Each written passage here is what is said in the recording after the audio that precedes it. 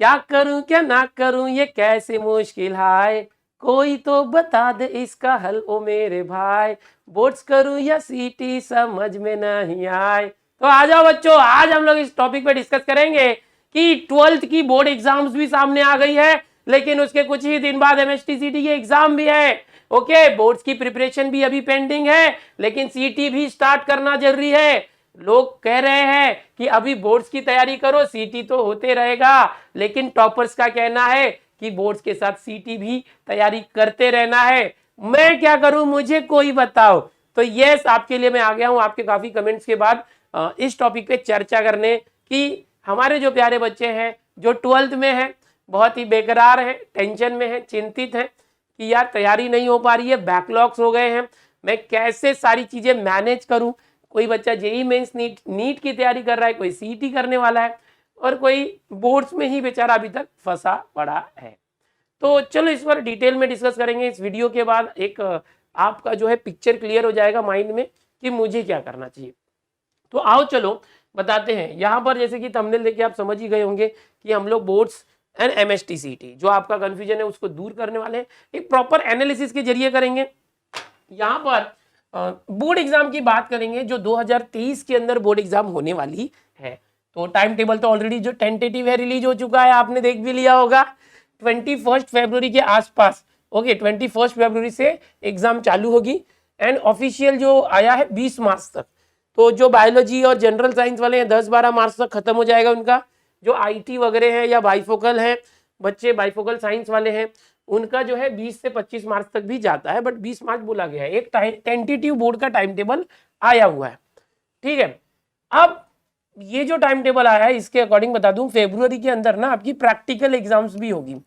Practical exams will be there in February. Practical exams ये जो science के बच्चे हैं उनके लिए बहुत ही इंपॉर्टेंट होता है प्रैक्टिकल एग्जाम्स। जो कॉमर्स के बच्चे हैं उनके लिए उतना प्रैक्टिकल इंपॉर्टेंस नहीं होता, ओरल एग्जाम्स होती है अलग अलग सब्जेक्ट की। तो जो एमएसटी सीटी 2023 की बात करेंगे, या कुछ बच्चे जेई मेंस या नीट दे रहे हैं, तो उनका टाइम टेबल तो बिल्कुल अलग होता है। हमारे महाराष्ट्र के अंदर जो एमएसटी सीटी एग्जाम है ये जनरली जो है मई मंथ के अंदर होती है। ओके, ये मई मंथ आपको पकड़ के चलना है, मई मंथ के अंदर हर साल होती थी। कोविड आने के बाद से थोड़ा सा सिनेरियो बदल गया था। 2021 की बोर्ड एग्जाम कैंसिल होने के बाद सीटी पोस्टपोन होते होते अक्टूबर में हो गई थी। मैं 21 की बात कर रहा हूँ। 2022 की बात करेंगे तो सीटी जून में शेड्यूल थी। टाइम टेबल सीटी सेल ने दिया था कि जून में सीटी एग्जाम होगी, लेकिन पिछले साल 2022 के अंदर भी, इसी साल की बात करें, थोड़ा सा जो सीटी सेल के ऊपर बहुत प्रेशर बन रहा था, उदय सामंत जी जो थे उन्होंने उसको पोस्टपोन करके जून से अगस्त कर दिया था। बच्चों को बहुत टाइम मिल गया था। पिछले साल उदय सामंत जो है उच्च व तंत्र शिक्षण मंत्री थे, सीटी सेल के डिसीजन वही लेते थे। जून में होने वाली जो जून एग्जाम थी उसको 2 अगस्त में कर दिया। क्यों, जून में क्यों होनी थी? आप तो बोल रहे हैं मई में होने वाली रहती है। देखो, जब एग्जाम का टाइम टेबल जब ये होता है 21 फरवरी से 10 मार्च 20 मार्च, ये फिक्स टाइम टेबल होता है। तो ऐसे में मई मंथ में ही सीटी एग्जाम होती है, अप्रैल मई मंथ में होती है। लेकिन जब जो है ना, पिछले इस साल क्या हुआ था, 2022 जब था, 2022 ये जो बोर्ड का टाइम टेबल शिफ्ट कर दिया गया था। जो बोर्ड एग्जाम है 4 मार्च से बोर्ड एग्जाम थी, यानी 15 दिन आगे कर दिया गया था। ये जो 21 फरवरी 2022 से बोर्ड एग्जाम चालू होती है, उसे 4 मार्च 2022 से चालू किया गया था बोर्ड एग्जाम। तो 15 दिन बोर्ड एग्जाम शिफ्ट हुई थी, इसलिए जो मई में होने वाली एग्जाम थी उसे जून में शिफ्ट किया गया था एमएसटीसीटी को। और जब जून आने वाला था तो higher and technical education minister Shri Uday Samant ji, okay, जो अभी शिंदेगढ़ में चले गए हैं और मंत्री पद नहीं उनका है अभी, तो अभी चंद्रकांत पाटिल जो है उनकी जगह पर आए हैं। तो उन्होंने वो जो जून की एग्जाम थी उसे अगस्त में कर दी। अब पिछले साल तक थोड़ा सा ऑनलाइन ऑफलाइन ये सब चल रहा था, इसके वजह से सब इश्यू था। इस साल क्या हुआ है, कोई भी ऑनलाइन का मैटर नहीं है। आपके कॉलेजेस बराबर जून में स्टार्ट हुए हैं, आपकी एग्जाम की टेंटेटिव डेट्स आ गई है, फाइनल डेट्स अभी आ जाएगी दिसंबर जनवरी के अंदर। तो वो यही रहेगा, कोई बड़ा बदलाव आता नहीं है। ऐसे में जब ये वाली डेट शिफ्ट नहीं हो रही है तो आपकी सीटी एग्जाम की डेट्स भी शिफ्ट ना होने के चांसेस है। मई मंथ में सीटी होने के चांसेस है। रेयर केस में ऐसा है कि चलो जून तक जा सकता है, लेकिन मिड में या लास्ट मई में होगा, ऑफिशियल अनाउंसमेंट आने के बाद डिक्लेयर होगा। अब ये क्यों बता रहे हो, क्योंकि ये जानना बहुत जरूरी है। अक्टूबर 2021 में बोर्ड एग्जाम कैंसिल होने के बाद बच्चों के पास बहुत ज्यादा टाइम था, वो आराम से कई महीनों तक सीटी की तैयारी कर रहे थे। हमने खुद ने 4-4 5-5 बार रिवीजन कराया था, क्योंकि एग्जाम की डेट आती थी तो एग्जाम पोस्टपोन हो जाती थी। अगस्त 2022 में भी क्या हुआ था कि जून में एग्जाम होने वाली थी, तो मई तक सबने पढ़ाई कर ली थी टॉपर्स लोगों ने, बहुत से बच्चे बस कर ही रहे थे। एग्जाम पोस्टपोन होने के बाद जो एवरेज बच्चे थे उन लोगों ने भी अपने आप को बहुत ताकत लगाया, और अगस्त आते आते बहुत सारे बच्चों ने अच्छी प्रिपरेशन कर ली थी। लेकिन अभी की बात करेंगे कि इस बार ऐसा कोई पोस्टपोन नहीं होगा, कोई ऑनलाइन वगैरह का कंसेप्ट नहीं हुआ है एग्जाम का वगैरह, या ऑनलाइन लेक्चर्स कॉलेजेस के नहीं चले हैं, कॉलेज बंद नहीं थे कोविड की वजह से, सब ऑफलाइन कॉलेजेस चल रहे हैं, कोई पोस्टपोनमेंट नहीं होगा। ऐसे में अगर ये जो टाइम टेबल है आ चुका है, बोर्ड एग्जाम होती है तो मई मंथ इसको पकड़ के चलो, आपकी सीटी एग्जाम होगी। अगर सीटी एग्जाम होती है तो ऐसे में अगर हम देखते हैं 21 फरवरी से 28 मार्च ये दिया है, इसके बाद आपको रेयरली 1.5 महीना मिलता है, 1.5 से 2 महीना मैक्सिमम आप पकड़ सकते हो, 1.5 से 2 महीने मिलते हैं एमएसटीसीटी के लिए। अगर आप बात करेंगे सिर्फ मैथ्स की, तो मैथ्स के अंदर 25 चैप्टर हैं पूरे एमएसटीसीटी के लिए। हम बात करेंगे 15 चैप्टर 12th के हैं, 10 चैप्टर 11th के, 25 चैप्टर जो है मैथ्स में। ऐसे ही ऑन एवरेज अगर हम पकड़ दें केमिस्ट्री और फिजिक्स के अंदर, तो वहां भी 24-25 इस तरह से टोटल ऑन एवरेज 75 चैप्टर हैं।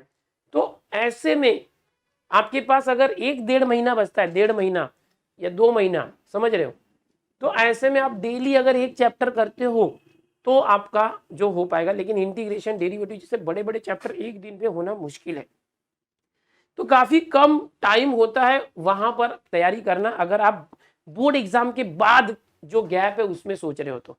हाँ, क्रैश कोर्स के रूप में कर सकते हो, लेकिन यार रिवीजन नाम की एक चीज होती है, जो ना करे ना तो कुछ कर नहीं पाओगे। आपने भले पूरे साल अच्छे से पढ़ी है, लेकिन रिवीजन ना किया ना तो कुछ हो नहीं पाएगा। तो revision is very important for any exam, आप बोर्ड एग्जाम दे रहे हो या एमएसटीसीटी एग्जाम दे रहे हो, रिवीजन होना बहुत जरूरी है। अब उसके लिए क्या करें, तो यार आपको कुछ ऐसा करना है कि लास्ट का जो 20-25 दिन बोल सकते हैं हम, वो रिवीजन के लिए रखना है। इसके साथ ही सबसे इंपॉर्टेंट होता है एंट्रेंस एग्जाम हो, जेईई मेंस, नीट या एमएसटीसीटी जैसी एग्जाम्स हो, जो एंट्रेंस टेस्ट सीरीज होती है, टेस्ट सीरीज इन सारे एंट्रेंस एग्जाम के लिए वो बहुत इंपॉर्टेंट होती है। आपको हर एक सब्जेक्ट के अंदर जितने भी चैप्टर्स हैं उसके माइक्रो एग्जाम देना, फिर फुल लेंथ एग्जाम देना बहुत जरूरी हो जाता है, ताकि आप अपने आप को चेक कर कि मेरी प्रिपरेशन कितनी हुई है। तो एक जो आपकी प्रिपरेशन जो होती है एमएसटीसीटी की, उसका एक बहुत बड़ा हिस्सा होता है रिवीजन विथ टेस्ट सीरीज। तो रिवीजन और टेस्ट, रिवीजन करेंगे, टेस्ट देंगे, जिससे आपको पता चलेगा कि मेरी प्रिपरेशन कितनी हुई है।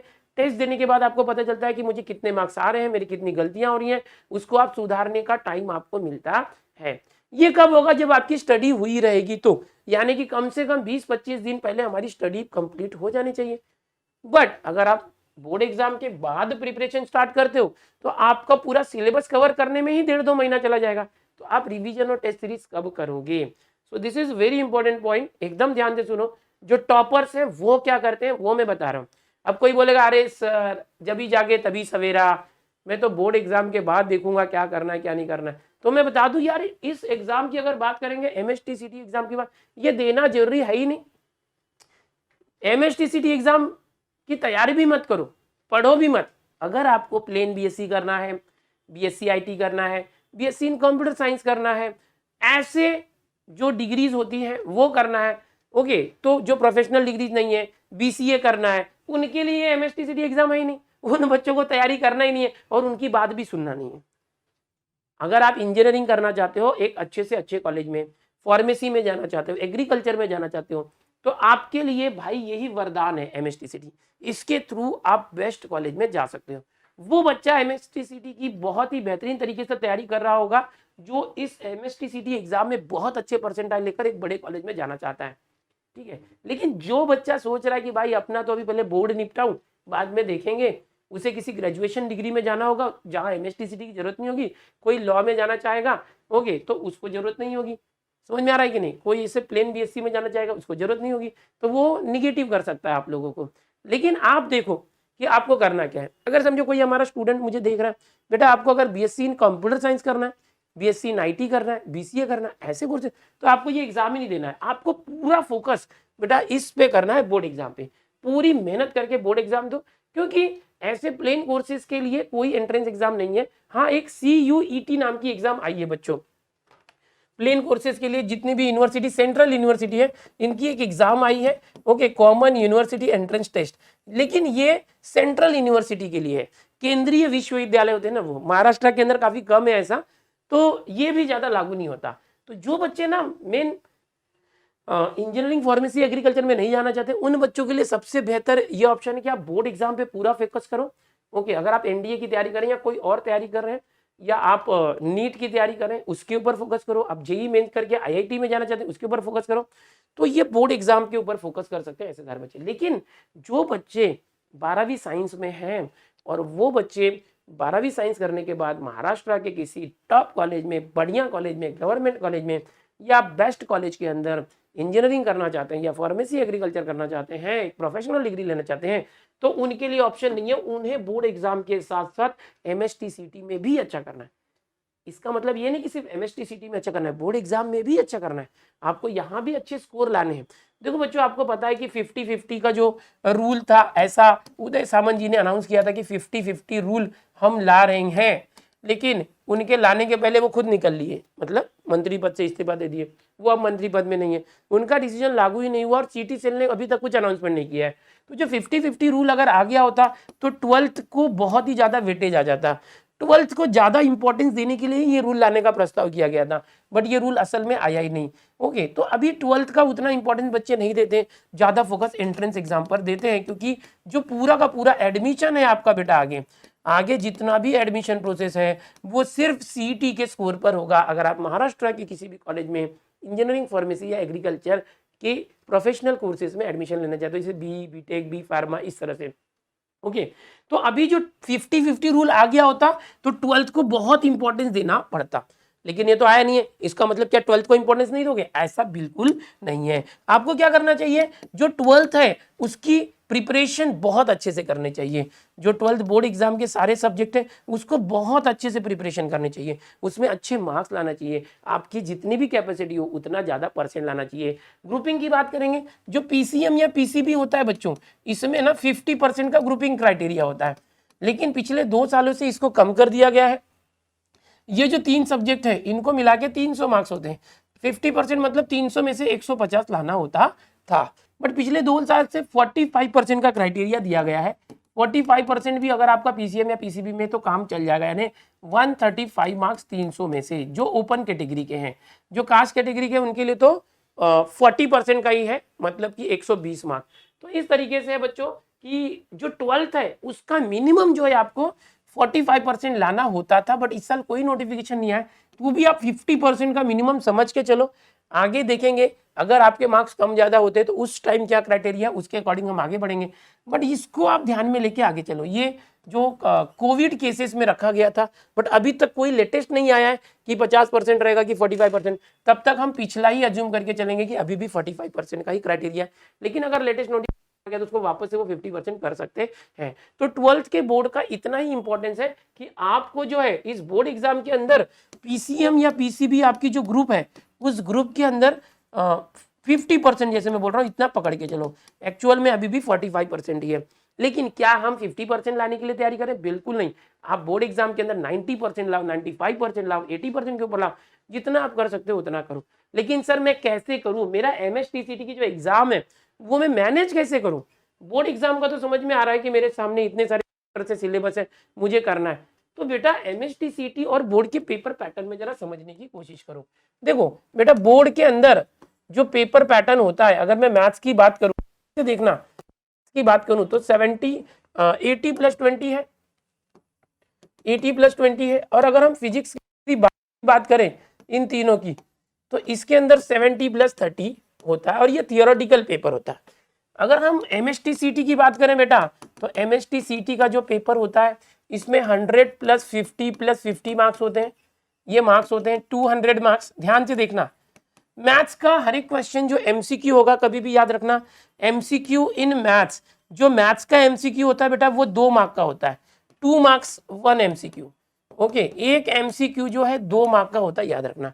तो 100 मार्क के लिए जो मैथ्स है उसमें 50 MCQ और 50 फिजिक्स, ये मैथ्स, फिजिक्स, केमिस्ट्री, ये 50 और ये 50, यानी टोटल 150 क्वेश्चन आएंगे। कितने? 150 क्वेश्चन होंगे। 150 क्वेश्चन को सॉल्व करोगे 200 मार्क मिलता है। समझ में आ रहा है? एमसीक्यू, मैथ्स के एमसीक्यू को 2 मार्क क्यों दिया है? क्योंकि एक एक एमसीक्यू का आंसर निकालने में टाइम जाता है, लेंथी क्वेश्चन होते हैं, हमें आंसर निकालना होता है, जिसके लिए शॉर्टकट ट्रिक से करना बहुत जरूरी होता है। अगर आप शॉर्टकट ट्रिक अप्लाई नहीं करोगे, आपको उसका मेथड नहीं पता होगा, तो आपका पेपर सॉल्व नहीं होगा। बिकॉज यहाँ पर स्पीड बहुत मायने रखता है, क्योंकि आपको 150 क्वेश्चन सॉल्व करने होते हैं 3 घंटे में। समझ रहे हो? मिनट होते हैं 180 मिनट। ओके, 180 मिनट में 150 क्वेश्चन करने होते हैं। समझ में आ रहा है? जिसमें भी क्या होता है, 90 मिनट के अंदर 50 क्वेश्चन फिजिक्स के, ये जो है इसके लिए 90 मिनट्स होते हैं, और ये जो 100 क्वेश्चन है ये करने के लिए 90 मिनट्स होते हैं। समझ में रहा है? यहाँ 90 मिनट में 50 क्वेश्चन करोगे, यहाँ 90 मिनट में 100 क्वेश्चन करोगे। ये जो फिजिक्स और केमिस्ट्री 1-1 मार्क के होंगे। अब पैटर्न समझ गए? अब देखो, जो बोर्ड है ना बेटा, बोर्ड के अंदर अगर हम बात करते हैं मैथ्स की, तो मैथ्स के अंदर है ना बेटा, स्टार्टिंग में 2 मार्क के 8 एमसीक्यू आते हैं, यानी 16 मार्क्स यहाँ आराम से बैठ जा रहा है। बोर्ड एग्जाम में मैथ्स के पेपर की बात कर रहा हूँ, प्लस 1 मार्क के 4 क्वेश्चन वेरी शॉर्ट आंसर आते हैं, तो ये हो गया 4 मार्क्स। यानी बोर्ड एग्जाम में भी 20 मार्क्स, 80 मार्क के पेपर में 20 मार्क जो है, जो ये एमसीक्यू टाइप क्वेश्चन होते हैं उसके ऊपर हो गए। 16 मार्क एमसीक्यू के, 4 वेरी शॉर्ट आंसर, मतलब 1-1 मार्क के होते हैं, जिसको एमसीक्यू के जैसे ही आप समझ सकते हो, बट ऑप्शन नहीं होते, बट आपको डायरेक्ट आंसर लिखना होता है। तो आराम से जो मैथ्स का पेपर है उसमें टोटल 20 मार्क्स जो है एमसीक्यू है। यही बच्चे गड़बड़ कर देते हैं, बाकी सम सॉल्व कर लेते हैं, एमसीक्यू में मिस्टेक होने की वजह से मार्क्स कम हो जाते हैं। अब यहाँ भी एमसीक्यू की प्रैक्टिस है एमएसटीसीटी में, पूरे के पूरे एमसीक्यू है, 200 मार्क का एमसीक्यू है, टोटल 150 एमसीक्यू आएंगे।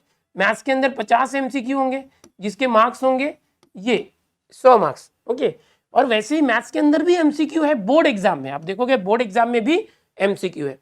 समझ में आ रहा है?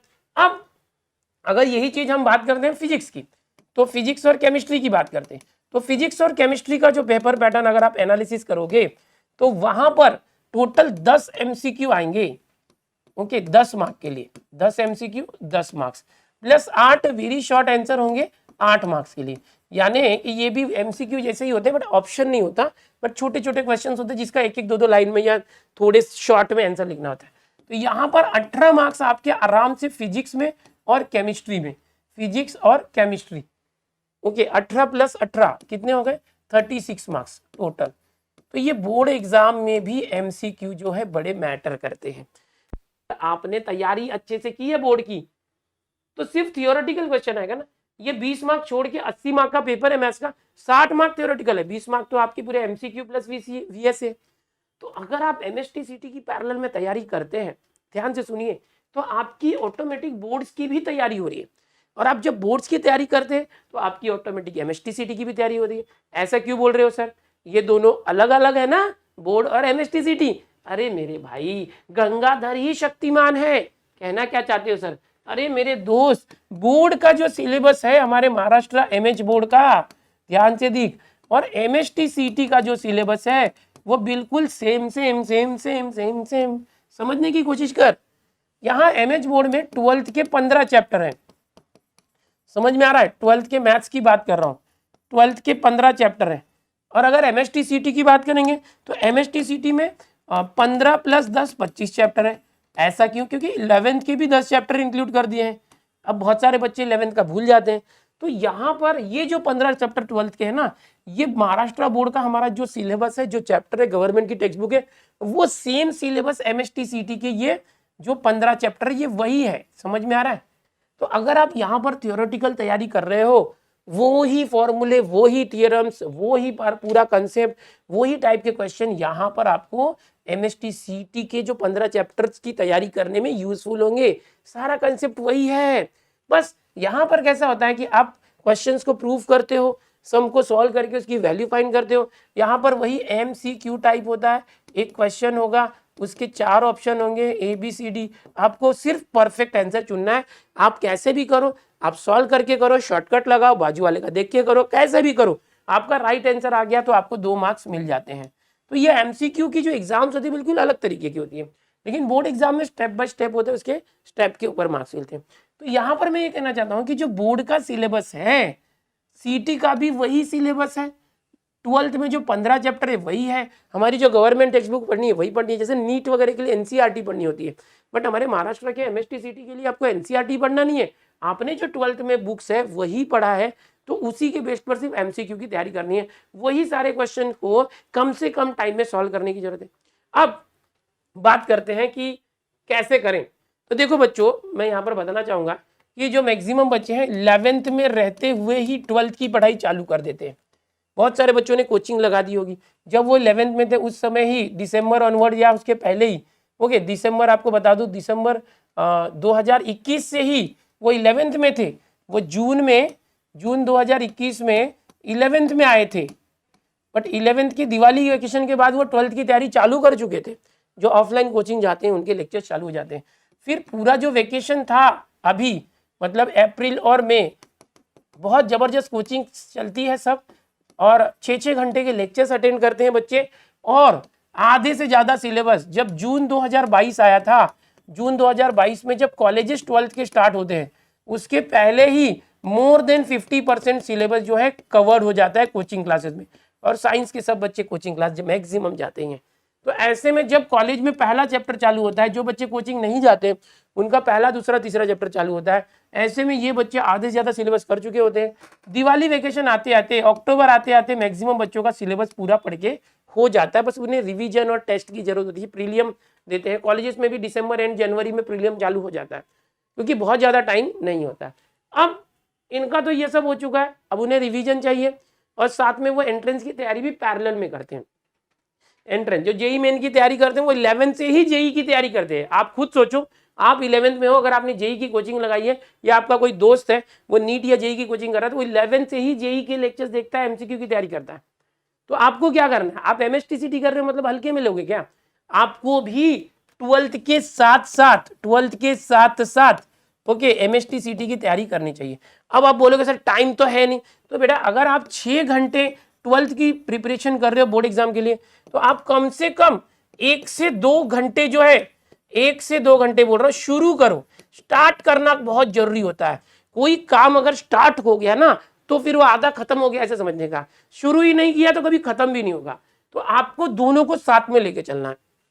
12th की बोर्ड्स की अगर आप डेली 5 से 6 घंटे तैयारी कर रहे हो, 7 घंटे 8 घंटे कर रहे हो, तो आप उसमें से 1 से 2 घंटा ना ऐसे प्लान कर लो पैरेलल में कि मैं एमएसटीसीटी की तैयारी करूंगा। आपने जो 12th बोर्ड के लिए चैप्टर तैयार कर लिए, उन्हीं चैप्टर को सेलेक्ट करो, उन्हीं चैप्टर के ऊपर जो है आप एमसीक्यू की प्रैक्टिस करो। समझ में आ रहा है? तो आपको ऐसा नहीं करना है कि आप पहले 12th पर ही पूरा फोकस कर रहे हैं और सीटी को नजरअंदाज कर दिया। आप 12th के ऊपर पूरा फोकस करो, बट पैरेलल में 1-2 घंटे निकाल के डेली सीटी की भी तैयारी करो। इसके लिए आपको क्या करना होगा, प्रॉपर प्लानिंग एंड स्ट्रेटेजी करनी होगी। आपकी जो प्लानिंग है वो बनाना होगा, आपको अपना टाइम टेबल बनाना होगा। बच्चे मुझे कमेंट करते हैं कि सर आप हमारा टाइम टेबल बना के दो, स्ट्रेटेजी बना के दो। बच्चों मैं हमेशा बोलता हूँ कि मैं प्लानिंग स्ट्रेटेजी करने हमेशा बोलता हूँ, लेकिन ये नहीं बोलता कि मैं जैसा बोलता हूँ वो हिसाब से पढ़ो। मैं तो बोलूंगा 6 बजे उठना है, बट तुम्हें सुबह उठना ही नहीं होता। मैं बोलूंगा कि रात को जल्दी सो जाओ, बट तुम्हें रात को नींद ही नहीं आते, है ना, जल्दी सोते नहीं है और जल्दी उठते नहीं है। तो ऐसे में किसी का टाइम टेबल अलग है, किसी को सुबह कॉलेज जाना होता है, किसी को दोपहर में कॉलेज जाना होता है, किसी का शाम को कोचिंग क्लास होता है, किसी का सुबह कोचिंग क्लास होता है। तो आपका कौन सा फ्री अवेलेबल टाइम है वो आपको ही मालूम है। अब मैं क्या करूंगा कि सभी को, जैसे कि जंगल में बहुत सारे एनिमल्स होते हैं, उसमें हाथी है, घोड़ा है, कछुआ है, मछली है, मेंढक है, सबको एक ही टास्क तो नहीं दे सकते ना कि भाई सभी लोग दौड़ो रेस में। तो वैसे ही आप सारे स्टूडेंट जो है, विद्यार्थी परिजन है, आप सभी की भी जो मेंटल एबिलिटी है या प्रिपरेशन है वो अलग अलग प्रकार से हुई है। आप सभी का रहन सहन का तरीका अलग है। कोई सिटी में रहता है, कोई गांव में रहता है, कोई मजदूरी भी करते हैं, माँ बाप के साथ हाथ भी बढ़ाते हैं, कोई सिटी में फुल एंजॉय करते हैं, कोई रात को लेट सोते हैं, कोई जल्दी सोते हैं, कोई सुबह जल्दी उठते हैं, कोई सुबह बहुत लेट उठते हैं, किसी का सुबह कॉलेज है, किसी का शाम को कॉलेज है। तो ऐसे में आपको अपना टाइम एनालिसिस खुद करना है। आपको खुद की एक डायरी बनानी चाहिए जिसमें आप प्रॉपर प्लानिंग लिखें कि मुझे डेली कितने बजे से कितने बजे तक क्या करना है, मेरा कौन कौन सा टाइम फ्री अवेलेबल टाइम है, उसमें आपको जो है पूरी की पूरी स्ट्रेटेजी बनानी है। ओके, किसी और के बताने पे नहीं करना है, किसी और का कॉपी नहीं करना है कि मेरा दोस्त ये करता है तो मैं भी ये करूंगा। आप खुद के दिमाग से खुद की एनालिसिस करो। ऊपर वाले ने इतनी यार आपको दिमाग दी है जिसके अंदर बहुत ही ज़्यादा स्पेस है और मेंटल एबिलिटी है, क्रिएटिविटी है, उसका इस्तेमाल करो, दूसरों को कॉपी मत करो, आप अपनी स्ट्रेटेजी खुद बनाओ, मुझे क्या करना है। और इसके साथ ही आप क्या करोगे, 12th बोर्ड्स के लिए एकदम जबरदस्त तैयारी करो। 12th बोर्ड्स में बहुत अच्छे मार्क्स आना चाहिए। मिनिमम क्राइटेरिया भले 50% का है, लेकिन आपको जितना ज़्यादा आपकी एबिलिटी है 80-90% के ऊपर लाने की कोशिश करनी है। साथ में आप पैरेलल में जो है MST CT की तैयारी चालू रखो। इसके लिए आप क्या कर सकते हैं, डेली 1 से 2 घंटा आप निकालो। और क्या करोगे, जो बोर्ड एग्जाम के लिए आपने जो चैप्टर्स अभी हाल ही में किए हैं रिसेंटली, उन्हीं चैप्टर्स के जो MCQ प्रैक्टिस करने की कोशिश करो।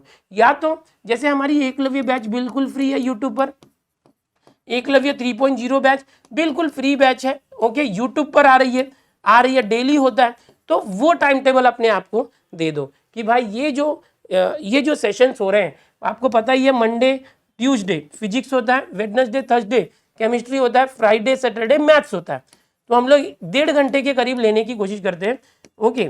तो आप कम से कम वो टाइम जो है अगर आप दे रहे हैं MST CT के लिए तो भी इनफ है, क्योंकि 1.5 घंटे का लेक्चर हो रहा है। बाकी टाइम में आप क्या करो, बोर्ड की प्रिपरेशन करो।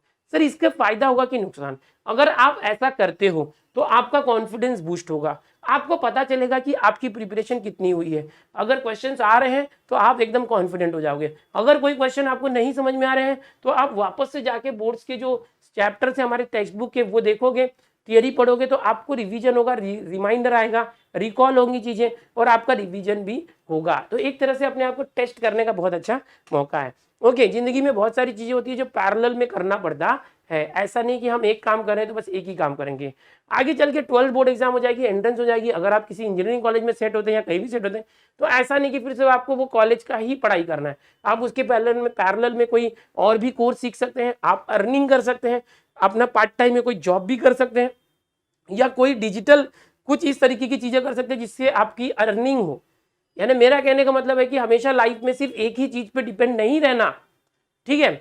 और सबसे बड़ी बात कि पिछले 3-4 साल से हम जरिया बने हैं आप लोगों के लिए, बहुत ही बेहतरीन तरीके से तैयारी करवा रहे हैं बिल्कुल फ्री में एकलव्य बैचेस में। तो जो बच्चे MST CT की तैयारी करना चाहते हैं बट अभी भी कंफ्यूज हैं, अपना माइंड क्लियर कर लो। आप कम से कम 1 से 2 घंटा निकालो डेली MST CT की तैयारी करने के लिए, बाकी 6 से 7 घंटे आप बोर्ड्स की तैयारी करो, दोनों को पैरेलल में लेकर चलो। बहुत सारे बच्चे ऐसे जो ड्रॉपर्स हैं, ड्रॉपर से मतलब क्या कि वो पिछले साल 12th दे दिए थे बट उसके बाद CT की तैयारी उन्होंने अच्छी नहीं की थी, परसेंटाइल बहुत कम आए, तो वो अपना पूरा 1 साल ड्रॉप करके फिर से CT देने वाले हैं। मैं नहीं चाहता कि जो इस साल के रेगुलर बच्चे हैं वो लोग ऐसा करें। अगर आप अभी 12th में हो तो भाई 12th होने के बाद जो मई मंथ आएगा उसमें जो CT एग्जाम होगी उसी को अच्छे से दे देना और निकल जाना, साल वेस्ट मत करना। वो जो ड्रॉपर्स है उनको फुल टाइम CT की प्रैक्टिस करनी है, अगर आप रिपीटर हैं, ड्रॉपर है तो। और सभी के लिए MST CT में 100% सिलेबस है, कुछ भी डिलीटेड नहीं है।